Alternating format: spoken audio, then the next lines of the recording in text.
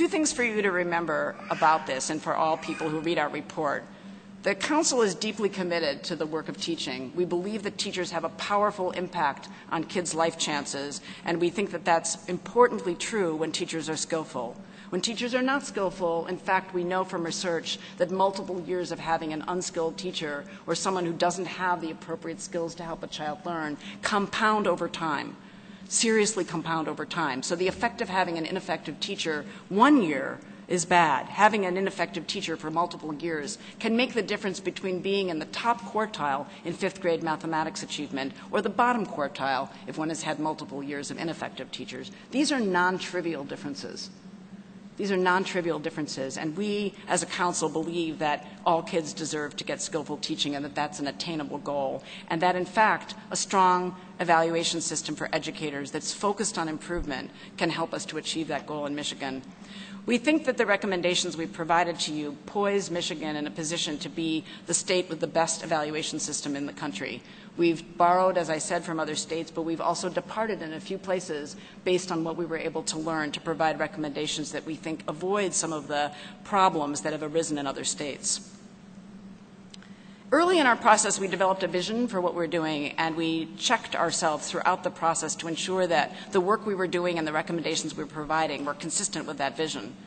So first, we were committed to building a process that would be fair, transparent, and feasible, and those are each different. Fair means that educators and parents and the public in the state can depend on the system to provide results that are not capricious or dependent on the idiosyncratic preferences of a particular school or district, but in fact provide consistent professional evaluation of educational practice. We wanted them to be understandable and not mysterious so that if there were problems they could be questioned and people could understand the basis for judgments that were made.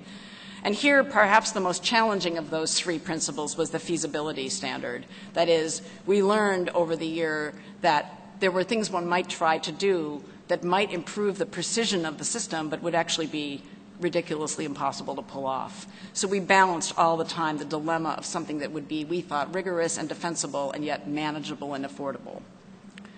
We committed to use rigorous standards of professional practice in the area of testing and teacher observation. There's been quite a growing body of research on that at this point, and we were able to profit from that so that the work that we did is scientifically defensible and that scholars in the field can look at our work and know that Michigan is doing something that actually has a research base to support it.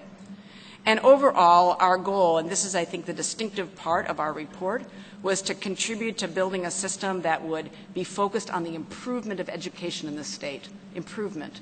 So we rejected the idea that the principal purpose of a teacher evaluation system was to punish, embarrass, or fire teachers, whereby, as you will see, we included methods for isolating teachers who actually are not improving and are doing not good work with students and enabling it to be clear who those people are so that they don't continue to work with students.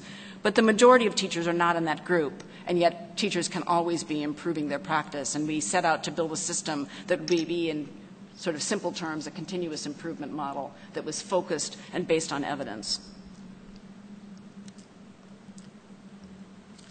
We faced a couple of challenges that were, I think, important. One was to find tools that were consistent with our principles, that were valid, fair, and feasible.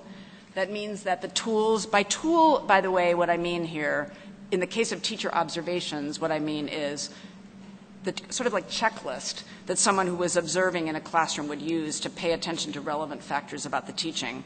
When I speak about a student growth tool, I'm essentially talking about two things: the testing or other measures of what students have learned, and the analytic methods for analyzing the growth of the student.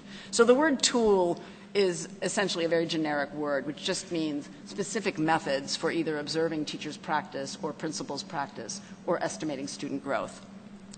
We wanted to be sure that the things we were measuring mattered. We don't want tools that measure things that we don't think are relevant to the quality of teaching or to kids' learning. We wanted things that were, as I said earlier, affordable and doable. And again, we wanted to build a system that was focused on improvement. We heard over the year from people who run businesses, from people who work in other sectors of our society, that continuous improvement is the principle that underlies good practice in many other sectors besides education.